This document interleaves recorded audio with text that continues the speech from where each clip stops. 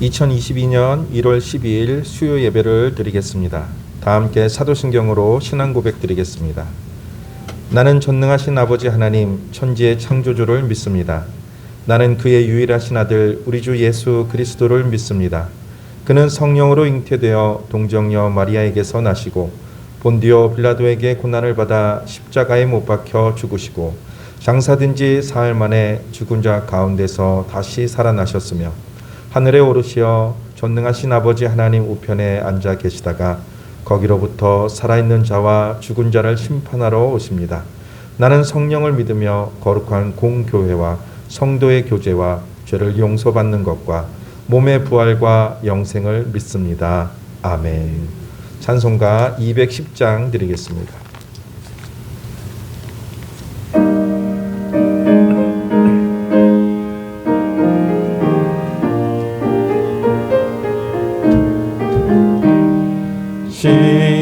시온성과 같은 교회 그의 영광 한없다. 허락하신 말씀대로 주가 친히 세웠다. 반석 위에 세운 교회 흔들 자가 누구랴. 모든 원수 애워싸도 아무 근심 없도다. 생명샘이 솟아나와 모든 성도 마시니 언제든지 흘러넘쳐 부족함이 없도다. 이런 물이 흘러가니 목마를 자 누구랴. 주의 은혜 풍족하여 넘치고도 넘친다. 주의 은혜 내가 받아 시온 백성 되는 때 세상 사람 비방해도 주를 찬송하리라. 세상 헛된 모든 영광 아침 안개 같으나 주의 자녀 받을 복은 영원 무궁하도다.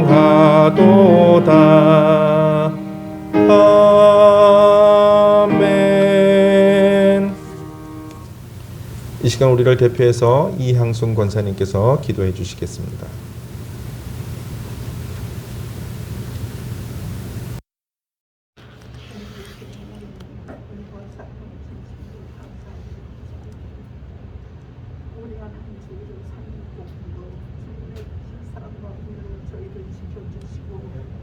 아버지 하나님 이 밤 수요 예배로 그분께 나와 예배 드릴 수 있도록 인도하여 주시옵소서. 하나님 아버지 참으로 힘들었던 2021년도를 보내고 또 새로운 2022년도를 맞이해 해서 아버지 하나님 앞에 예배드리게 하셔서 감사합니다. 아버지 하나님 이 시간도 심도 부족한 모습으로 연약한 모습 가지고 주님 앞에 나왔습니다. 아버지 하나님 저의 이 시간으로 허물과 죄를 주의 십자가의 은혜로 용서하여 주시옵시고 날마다 새롭게 하시는 하나님의 은혜로 말미암아 아버지 하나님 새롭게 변화된 그러한 하나님 우리 모두가 될 수 있도록 은혜를 주시기를 간절히 기도하고 원합니다. 아버지 하나님 우리 하나님께서 우리 서울 동산교회를 사랑하여 주시고 이 시간에 이르기까지 함께 하신 하나님 감사드립니다.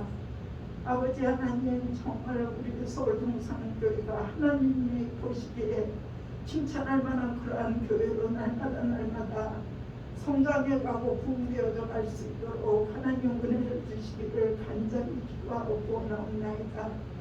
아버지 하나님 믿는 액수가 날마다 더해지게 하여 주시옵소서. 우리 서울 동산교회가 정말 이 시대의 빛과 소금의 사명을 잘 감당하는 하나님의 빛된 교회로 더 성장해 가도록 은혜를 베풀어 주시옵소서. 하나님 아버지, 질병으로 어려움 중에 있는 형제들을 주께서 기억하여 주시옵소서. 참으로 힘들고 힘든 긴 투병 생활로 인해서 몸과 마음이 많이 지치고 힘들지라도 주님을 의지하게 하시고 주님을 소망하게 하시고 하나님 그들의 몸에서 그들의 질병이 떠나갈 수 있도록 주께서 은혜를 베풀어 주시기를 간절히 기도하고 원하옵나이다.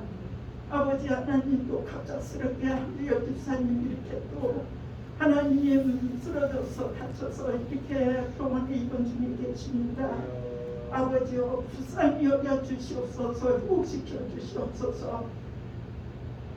아무런 후유증이 남지 않고 건강하게 회복되어져서 하나님 교회도 아름답게 봉사하고 충성하시도록 주께서 일으켜 주시기를 간절히 기도하고 원하옵나이다. 아버지 하나님, 이 밤에도 목사님 말씀해 주실 때 저희에게 듣는 귀가 열려지게 하시고 마음이 열려지게 하시고 참으로 하나님의 말씀을 믿으면서 저희 영이 더 풍성한 은혜를 입을 수 있도록 은혜를 베풀어 주시기를 간절히 기도하고 원하옵나이다. 아버지 하나님, 올해도 교회가 예산을 세우고 나갑니다. 아버지 하나님, 우리는 우리 일들을 알 수가 없습니다. 하루를 알 수가 없습니다.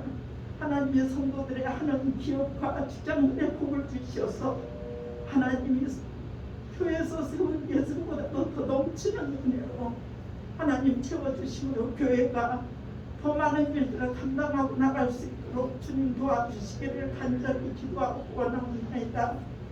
아버지 하나님, 정말 우리 목사님 성령 충만하신 은혜로 붙들어 주시옵소서. 강건함으로 붙들어 주시옵소서. 아버지 하나님, 노예 일도 하고 계십니다. 피곤치 않도록 붙들어 주시옵시고 가정의 평안함으로 붙들어 주시기를 간절히 기도하고 원하옵나이다. 우리 성도들 가정마다 함께하여 주시옵시고 아버지 하나님, 어려움 당하는 가정들 없도록 지켜주시며 하나님, 믿음으로 하나 되는 온 가족들이 되도록 은혜를 베풀어 주시옵소서. 이 밤에도 저희가 드리는 예배가 하나님 앞에 연락되기를 간절히 기도하고 나올 때 예수님의 이름으로 간절히 기도드리옵나이다. 아멘.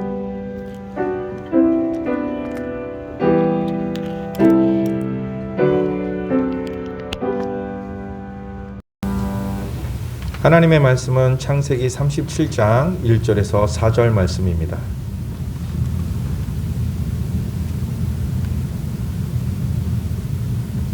창세기 37장 1절에서 4절 말씀입니다. 야곱이 가나안 땅 곧 그의 아버지가 거류하던 땅에 거주하였으니 야곱의 족보는 이러하니라. 요셉이 17세의 소년으로서 그의 형들과 함께 양을 칠 때에 그의 아버지의 아내들 빌하와 실바의 아들들과 더불어 함께 있었더니 그가 그들의 잘못을 아버지에게 말하더라. 요셉은 노년에 얻은 아들이므로 이스라엘이 여러 아들들보다 그를 더 사랑하므로 그를 위하여 채색 옷을 지었더니 그의 형들이 아버지가 형들보다 그를 더 사랑함을 보고 그를 미워하여 그에게 편안하게 말할 수 없었더라. 아멘. 목사님 나오셔서 말씀 전해 주시겠습니다.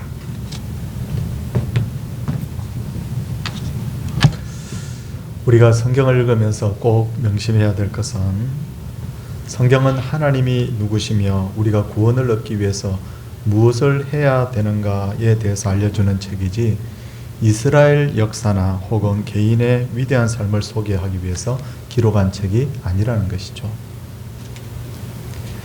그러기에 성경에는 이스라엘 역사상 가장 뛰어났던 인물들의 약점도 그대로 기록이 되어 있는데 이는 사람들이 그렇게 영웅시하는 사람들의 약점도 기록되어 있다는 것은 성경의 주인공이 인간이 아니라 바로 하나님임을 우리에게 시사하고 있습니다.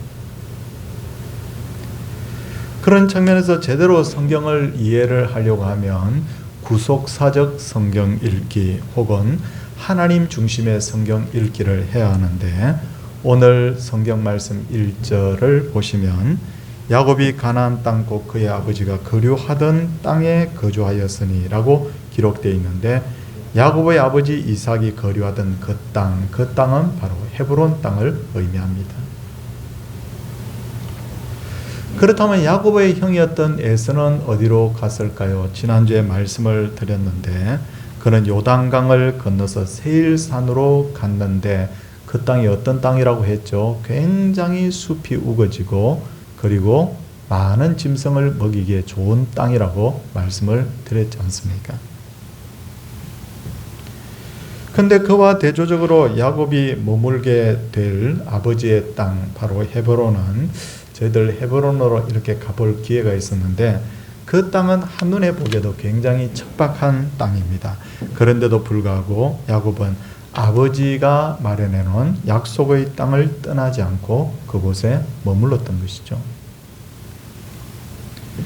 그러므로 이를 한마디로 평가한다면, 에서는 육신의 소욕을 쫓아 저기 짐승 먹이기 참 좋은 땅이군 하고 길을 떠났던 반면에, 야곱은 믿음의 대를 잇기 위해서 내가 고생이 되어도 아버지가 남겨준 이 헤브론 땅에 거해야 되겠다라고 그렇게 했던 것이죠. 그런데 오늘날에도 어떤 일을 선택할 때 에서의 관점에서 선택을 하는 사람이 있는가 하면, 또 어떤 일은 야곱의 관점에서 선택을 하는 사람도 있어요. 가령 예를 들어서 직장을 선택할 때 우리가 에서와 같은 관점에서 선택을 하면 제일 중요하게 생각하는 게 뭡니까? 연봉이 얼마지? 월급이 얼마지? 복지는 얼마나 좋지? 거기에 제일 먼저 관심을 가지지 않습니까? 그러나 야곱과 같은 이런 신앙적 관점에서 선택을 하는 사람은, 내가 이 직장을 통해서 어떻게 하면 하나님의 영광을 드러낼까? 이 직장 생활이 나의 신앙 생활에 유익이 될 것인가 해가 될 것인가, 그걸 먼저 제일 우선순위로 생각하기 때문에 때로는 선택을 하는데 월급이 좀 적은 직장을 선택을 하기도 한다는 것이죠. 하지만 먼 관점에서 보면 에서보다 야곱이 선택한 것이 항상 복이 있는 길이에요. 왜 그런가 하면 월급만 보고 복지만 보고 직장을 선택한 사람, 결국 나중에 보면 하나님하고 점점 더 멀어져 버리죠. 나는 더 나은 돈, 더 많은 돈을 벌겠다는 것이 자꾸만 목적이 되다 보면 결국은 돈이 하나님보다 더 우선시 되기 때문입니다. 이런 일은 예전에도 제가 말씀드린 바가 있는데, 미국과 남미 국가도 세워질 때 그대로 나타났는데, 미국을 건국한 청교도들은 신앙의 자유를 찾아서 그 땅을 밟았지 않습니까? 그들은 첫 겨울을 지내면서 절반이나 되는 사람들이 얼어 죽거나 굶어 죽거나 풍토병이 걸려서 그곳에서 죽었습니다. 그런데 그와 반대로 미국의 밑에 있는 남미의 땅을 찾는 사람들은 금을 얻기 위해서, 남미하면 생각하면 무슨 문명 이런 게 있죠. 금 문명인데 그 땅에 금이 많이 난다는 소문을 듣고 그 땅을 밟았습니다. 그리고 처음에 그들은 굉장히 많은 금을 얻었다고 그래요. 근데 시간이 지나고 보니까 미국은 그렇게 희생을 치루었지만 신앙을 가장 우선시했던 그들은 오늘날 세계 최강대국이 된 반면에 남미의 국가들은 세계의 최빈 국가들이 되었지 않습니까? 이처럼 아버지의 땅 헤브론에 정착한 야곱, 그는 믿음의 계승자가 되었지만 세일산에 정착한 에서와 그의 가족들은 흥황하는 듯 보였지만 결국 그들은 역사의 뒷무대로 다 사라져 버렸지 않습니까? 이제 2절을 보시면 야곱의 가족들의 족보가 등장하는데, 그 족보에서 가장 먼저 요셉에 대한 내용이 나옵니다. 요셉은 야곱이 하란에 있을 때 가장 늦게 낳은 아들로서 그의 어머니의 이름은 나엘입니다. 성도들이 아시는 대로 나엘은 가나안 땅으로 돌아온 후에 베냐민을 낳다가 죽었고 그의 무덤은 베들레헴 길가에 마련이 되었지 않습니까? 그러기에 야곱은 늦게 낳은 아들인데다가 어머니까지 없는 아들, 그 요셉을 다른 아들들보다 훨씬 더 사랑할 수밖에 없었어요. 그래서 야곱은 요셉에게 채색 옷을 지어 입히기까지 했습니다. 거기다가 요셉은 아주 정직한 아들이었기 때문에 형들이 잘못을 하면 그것을 숨기지 않고 아버지에게 그대로 일러주는 그런 아들이었죠. 그래서 형들은 요셉을 굉장히 미워했어요. 여기서 우리가 한 가지 생각해 볼 것은 야곱의 아버지로서의 태도입니다. 한번 생각해 보겠습니다. 아버지로서의 야곱의 태도 어떤 것일까요? 오늘 이 설교를 듣는 분들은 대부분 부모가 되어본 경험이 있는 분들이기 때문에 아버지의 마음을 잘 아실 거예요. 근데 야곱의 아들들은 야곱이 요셉을 편애한다는 데 대해서 과연 아버지가 우리 동생은 정말 늦게 낳은 아들인데다가 더군다나 엄마까지 일찍 돌아가셨으니 참 불쌍해, 그렇게 이해를 했겠느냐는 게 이해를 못했을 것입니다. 성장기의 자녀들이 겪는 가장 큰 고통 중에 하나는 바로 부모의 편애라고 해요. 집안이 가난해서 가족 모두가 가난하게 살아야 됩니다. 정말 제대로 된 옷도 한번 제대로 못 입고 자랍니다. 다 같이 고생합니다. 그러면 어린 아이는 그것에 대해서 별로 상처를 받지 않는다고 그래요. 왜? 다 그렇게 형편이 안 돼서 어려우니까. 근데 부모가 형은 좋아하고 동생은 미워한다든지, 동생에게 사랑을 주고 누나에게는 사랑을 주지 않는다든지 편애하는 것에 대해서는 성장을 해도 그 상처가 오래오래 그대로 남는다고 합니다.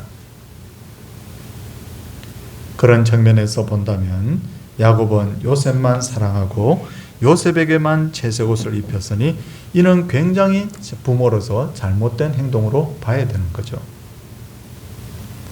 그 결과 우리 4절 말씀을 보시면 그의 형들이 아버지가 형들보다 그를 더 사랑함을 보고 그를 미워하여 그에게 편안하게 말할 수 없었더라라고 했듯이 형들과 요셉 사이에는 아버지 야곱의 그 잘못된 편애 때문에 결국 높은 벽이 만들어져 버리는 거예요.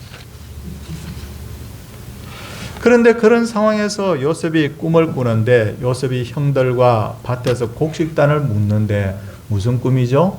요셉의 단은 일어서고 형들의 단은 요셉의 곡식단을 향해서 절을 하는 그런 꿈이었어요. 이 꿈을 꿨을 때 신기하기도 하고 신도 났을 것입니다. 그래서 그런지 요셉은 자기가 꾼 꿈을 바로 형들에게 말하죠. 그러자 형들의 반응이 어땠습니까? 8절 말씀 한번 보십시오.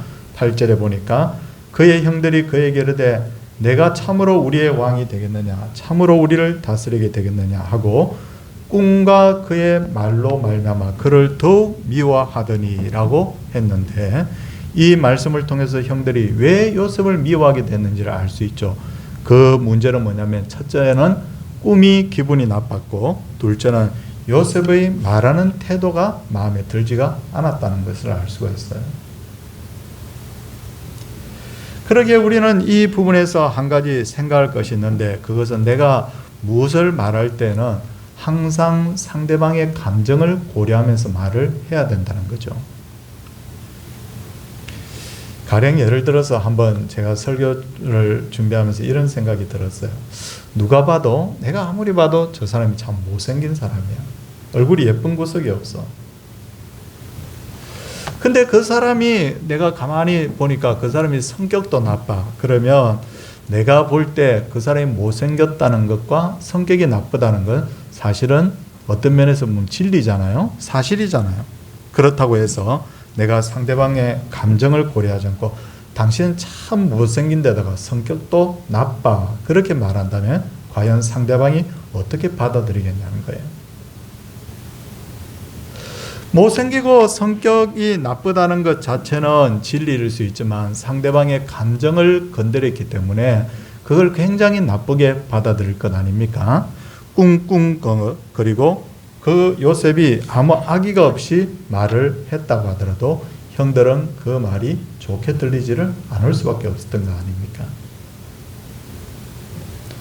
그런데도 불구하고 요셉은 첫 번째 꿈을 이야기한 후, 그 꿈을 이야기한 후에 다시 두 번째 꿈을 이야기를 하는데 이번에는 아버지와 형들에게 말하는데 내용은 해와 달과 열한 별이 내게 절하더이다 라는 그런 내용이었어요. 그랬더니 아버지 야곱은 이 꿈에 대해서 이야기를 듣고는 요셉을 책망하죠. 뭐라고 책망합니까? 10절에 보니까 내가 꾼 꿈이 무엇이냐? 나와 내 어머니와 내 형들이 참으로 가서 땅에 엎드려 내게 절하겠느냐? 라고 그렇게 책망해요. 그런데 여기서 책망하고 많은 것으로 그치지 않고 11절을 보시면 아버지와 형들의 반응이 다릅니다. 어떻게 다릅니까? 보니까 11절 말씀 보십시오. 그의 형들은 시기하되 그의 아버지는 그 말을 간직해 두었더라 라고 그렇게 되어 있어요. 영적으로 볼 때 형들은 아직 영안이 열리지 않은 사람들이라고 할 수 있죠.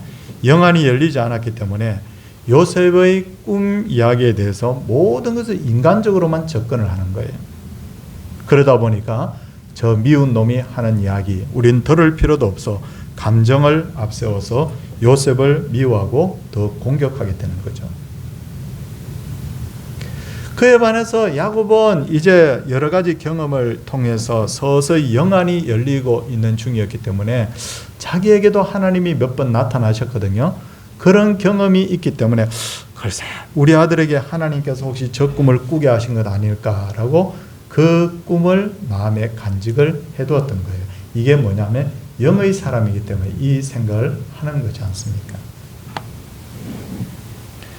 그리고 또 하나 알아야 될 것은 요셉의 형들이 요셉을 미워한 것은 인간적인 차원에서만 그렇다고 생각해서는 안 돼요. 자, 한번 보겠습니다. 영적으로 보면 성경에서 일어난 모든 대부분의 일들은 하나님과 악한 마귀 사탄의 영적 전쟁에 대한 이야기잖아요. 그러니까 하나님께서는 장차 요셉을 통해서 이스라엘 민족을 보호하시고 그 구원의 역사를 이루어 가실 것을 계획을 하고 계신데, 그렇죠? 거기에 반해서 사탄 마귀는 지금 형들을 이용해서 하나님이 하고자 하는 그 계획을 지금 막고 있는 거잖아요. 그렇게 봐야 되는 거죠. 그런 차원에서 본다면 형들이 단순히 감정적으로만 요셉을 미워한 것이 아니라 그들이 이 순간만큼은 악한 사탄 마귀의 하수인 노릇하고 있다는 것을 알 수가 있어요. 그리고 드디어 형들이 요셉을 공격할 절호의 기회가 옵니다. 성경을 보면 요셉의 형들이 아버지 야곱의 양떼를 먹기 위해서 이동을 하는데 처음에 어디로 갑니까? 세겜으로 갑니다. 어디에 나옵니까? 12절에 보니까 그의 형들이 세겜에 가서 라고 되어 있죠. 세겜으로 올라갑니다. 저 남쪽 지역부터 이제 북쪽을 향해서 조금씩 올라가고 있어요. 근데 거기에 형들이 있을 줄 알았는데 없어요. 어딜까지 갔나 하고 물어봤더니 나중에 사람들에게 물어봤더니 그들이 도단까지 간다고 하더라라고 하지 않습니까? 그래서 도단이 어딨냐면 저 이스라엘의 북쪽을 한참 올라가서 해변가에 바로 위치해 있는 바로 그런 곳이에요. 참고로 가나안 땅은 비가 잘 오지 않는 굉장히 메마른 땅이에요. 자, 성도님들, 우리나라는 여름이 비가 많이 옵니까? 겨울이 비가 많이 옵니까? 우리나라는 여름이 비가 많이 오는데 이스라엘은 겨울이 비가 많이 와요. 그래서 가을이 되면 지중해로부터 비가 오기 시작하는데 가을에 이제 비가 내리기 시작하는데 이 가을비를 이른비라고 합니다. 이른비가 한참 내리고 나면 이제 봄이 오면 마지막 비를 뿌리게 되는데 그 봄비를 뭐라고 하느냐면 늦은비라고 합니다. 자, 이거 오늘 공부 하나 됐죠? 늦은비와 이른비가 뭐냐? 이른비는 가을비, 늦은비는 봄비다. 그러므로 이 비가 싹 지나가고 나면 며칠 후부터 죽었던 땅 같은 곳에서 이제 우미 덮고 싹이 나기 시작하는 거예요. 그러므로 이제 유목민들은 어떻게 되느냐면 비가 온 곳을 따라다니면서 풀이 나는 방향을 향해서 양떼를 이동을 했던 거죠. 그래서 오늘은 여기서 먹이고 내일은 저기서 먹이는데, 한 번씩 양떼를 먹이는 이스라엘의 그림에 푸른 초장이 쫙 푸르게 펼쳐져 있는데, 그건 다 서양인들의 관점에서 그린 그림이고 사실은 아닙니다. 그리고 또 하나는 뭡니까? 저희가 과거에 이스라엘에 갔을 때 저 밑에 브엘세바부터 해가지고 저 위에 단까지 올라갔거든요. 단까지 가면 저 북쪽에는 막 숲도 제법 우거져 있고 물도 철철철 흘러요. 그런데 남쪽은 가면 갈수록 건조하고 비가 잘 내리지 않아요. 그러므로 요셉의 형들이 왜 북쪽으로 양떼를 몰고 갔는지 이해되지 않습니까? 우리가 현장을 보면 그것이 충분히 이해가 가능하지 않습니까? 근데 문제는 집으로부터 멀어진 상태에서 요셉을 만난 형들은 요셉을 처음에 죽일 계획을 세웁니다. 얼마나 미웠으면 죽이고 싶었겠어요. 근데 나중에 그것을 포기하고 요셉을 애굽으로 내려가는 이스라엘 상인들에게 팔아버립니다. 그 상인들 어디에 등장합니까? 25절에 보니까 그 상인들이 그들이 앉아 음식을 먹다가 눈을 들어본 적 한 무리의 이스마엘 사람들이 어디서부터 옵니까? 길랏. 우리가 길랏의 향유요 하면서 노래하지 않습니까? 거기서 보니까 거기서 낙타들에다가 뭘 싣고 내려가고 있어요? 보니까 길랏은 역시 향품, 유향, 몰약을 싣고 지금 애굽으로 내려가고 있는 중이에요. 그렇죠? 근데 그 요셉을 바로 그들에게 팔아버립니다. 그리고는 어떻게 합니까? 숫염소를 잡아다가 요셉의 그 옷에다가 피를 묻혀놓고는 아버지 야곱에게 찾아가서, 아버지 요셉이 짐승에게 찢겨 죽었나 봐요, 짐승에게 먹혔나 봐요 라고 이렇게 이야기를 하자, 야곱은 요셉이 죽은 줄 알고 자기 옷을 찢고 굵은 배로 허리를 동이고 오래도록 요셉을 위하여서 애통하는 것을 볼 수가 있어요. 가장 사랑하던 아들 요셉을 잃어버린 아버지 야곱의 마음이 얼마나 아팠겠느냐는 거예요. 하지만 이 순간에 우리가 두 가지를 한번 생각해 봐야 될 것입니다. 두 가지를 생각해야 되는데, 첫째는 뭘 생각해야 되느냐면, 왜 하필 그 야곱의 아들들이 요셉의 옷에다가 숫염소의 피를 묻혔을까? 물론 아들들은 양도 기르고 숫염소도 기르니까 구하기 좋은 그 피를, 그 숫염소의 피를 구해서 아마 요셉의 옷에다가 묻혔지 않겠습니까? 그러나 여기에는 하나님의 보이지 않는 섭리가 있었어요. 성도님들 잘 아시겠지만 야곱도 옛날에 아버지 이삭 속일 때, 아버지 이삭이 나이 많아서 눈이 어두울 때 어떻게 속였어요? 그때 염소 고기 잡아다가 요리해서 해드리고, 그 다음에 염소의 가죽을 딱 벗겨가지고 그 다음에 에서처럼 꾸며서 속였잖아요. 거기에 등장하는 게 뭡니까? 염소. 그러니까 아버지 이삭을 속이게 된 그 방법으로 바로 아들들이 야곱을 속이는 걸 볼 수 있어요. 이게 뭡니까? 결국은 이런 차원에서 볼 때 하나님께서는 그 행한 대로 보응하신다는 것을 볼 수가 있어요. 그렇죠? 그러니까 염소 때문에 속였더니 염소 때문에 속임을 당하는 거예요.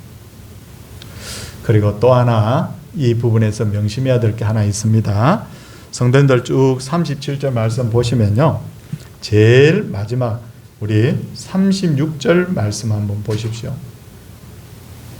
35절 말씀에는 그의 아버지가 그를 위하여 울었더라 라고 되어 있습니다. 울었더라. 여기서 끝난 것 같아. 끝났는 것 같은데 36절 한번 보십시오. 36절에 보니까 그 미디안 사람들은 그를 애굽에서 바로의 신하 치니 대장 보디발에게 팔았더라, 그렇게 하고 끝내요. 무슨 말인지 알겠죠? 자, 왜 이 내용이 기록되어 있느냐면, 요셉은 이제 죽은 줄 알았는데, 요셉의 이야기가 끝난 줄 알았는데, 이제는 아버지도 그렇게 생각하고 형들도 아이고 기분 나쁜 그놈 이제 더 이상 볼 일 없겠구나 라고 생각했는데, 하나님은 애굽에 팔아버린 그 요셉을 통해서 이제부터 새로운 일을 시작할 것을 준비하고 계시는 거예요. 우리는 끝났다고 생각하는데 하나님 새롭게 시작한다고요, 지금 보니까. 근데 저는 이걸 보면서 이런 생각이 들었어요. 아, 목사님, 요즘 너무너무 힘들어요. 이제는 죽는 일밖에 없어요. 아, 목사님, 이제 너무너무 힘들어서 이제는 소생할 기미가 없어요. 근데 어떻게 해요? 하나님은 마지막 한 줄을 남겨놓는 거예요. 뭐냐면 내가 끝났다고 생각했는데, 나는 다 끝났다고 생각했는데 하나님께서 다시 역사를 이어가시는 것을 볼 수가 있어요. 그래서 저는 가끔 성도님들에게 이런 말씀 드립니다. 하나님이 끝났다고 하기 전까지는 끝난 거 아니야. 내가 몸이 아파요. 의사가 아우 당신 이제 끝이야. 아니요. 하나님이 끝났다고 해야 끝나는 거지. 맞죠? 당신 망했어. 끝이야? 아니요. 하나님이 망했다고 해서 해야 망하는 것이지. 우리가 이런 관점에서 36절의 말씀을 은혜의 눈으로 좀 볼 필요가 있다는 거죠. 사랑하는 성도님들, 우리 요셉에 대한 이야기 너무 잘 알죠? 근데 어떻습니까? 설명을 조금 곁들이고 이렇게 내용을 들어보니까 참 그렇구나 라는 그런 이해가 되는 부분 참 많죠. 이 시간 바라는 것이 있습니다. 하나님은 우리를 사랑하고 계시고요, 우리를 사용하시기를 기뻐하시는 분이세요. 하나님이 어떤 때는 이 길로 어떤 때는 이 길로 막 우리를 안내하고 계시지만 나중에 다 일이 이루어지고 보면, 이야, 하나님이 나를 기가 막힌 길로 하나님이 인도해 주셨구나 라는 것을 깨닫게 되지 않습니까? 그런 차원에서 우리 2022년도 한번 기대의 마음으로 시작할 수 있기를 바랍니다. 나에게 36절이 있느냐 없느냐 굉장히 중요하죠. 그래서 그 미디안 사람들은 그를 애굽에서 바로의 신하 친위대장 보디발에게 팔았더라. 나의 인생에 이제 새로운 이막이, 이제 후반전이 시작이 되는 겁니다. 우리 모두 2022년 때 하나님께서 일하시는 것을 온몸으로 체험하는 그런 귀한 성도들 되시기를 주의 이름으로 축원을 드립니다.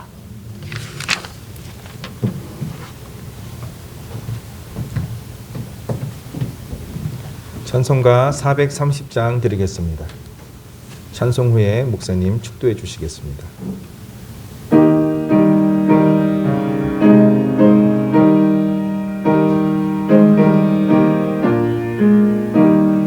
주와 같이 길 가는 것 즐거운 일 아닌가. 우리 주님 걸어가신 발자취를 밟겠네.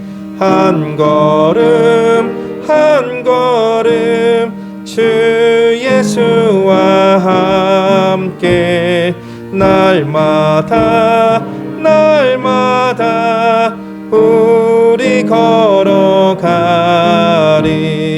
어린아이 같은 우리 미련하고 약하나 주의 손에 이끌리어 생명길로 가겠네. 한 걸음 한 걸음 주 예수와 함께 날마다 날마다 우리 걸어가리. 꽃이 피는 들판이나 험한 골짜기라도 주가 인도하는 대로 주와 같이 가겠네. 한 걸음 한 걸음 주 예수와 함께 날마다 날마다 우리 걸어가리. 옛 선지자 에녹같이 우리들도 천국에 들려 올라갈 때까지 주와 같이 걷겠네. 한 걸음 한 걸음 주 예수와 함께 함께 날마다 우리 걸어가리.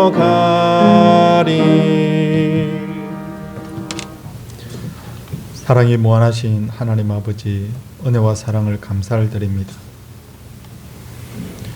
요셉의 인생을 보니 요셉의 인생은 다 끝난 듯 했지만 하나님이 마지막 36절을 통하여서 그의 인생의 모든 뜻을 다시 이어가시는 것을 볼 수가 있습니다. 주님, 우리 성도님 중에 병자가 있습니까?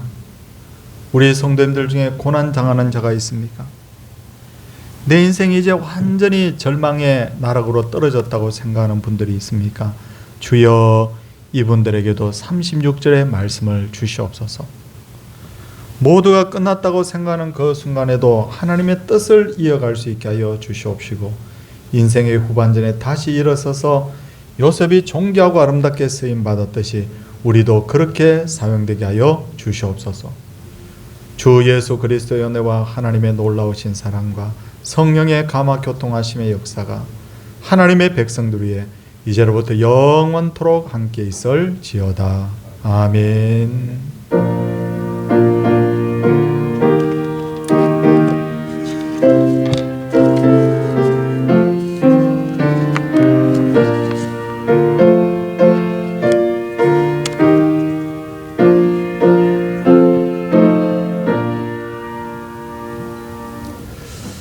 늘 성도님들께 강조를 합니다. 우리가 예배하는 일, 복음 전하는 일을 하나님 가장 기뻐하신다고 했는데 이게 수요 예배를 함께 드릴 수 있게 돼서 너무너무 감사합니다.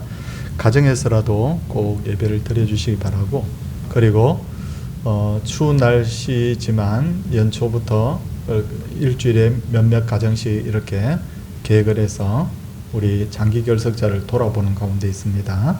이 일정이 잘 소화가 될 수 있도록 우리 성도님들께서 기도해 주시기를 바랍니다. 우리 옆에 분들과 한번 인사 나누겠습니다. 복을 비겠습니다.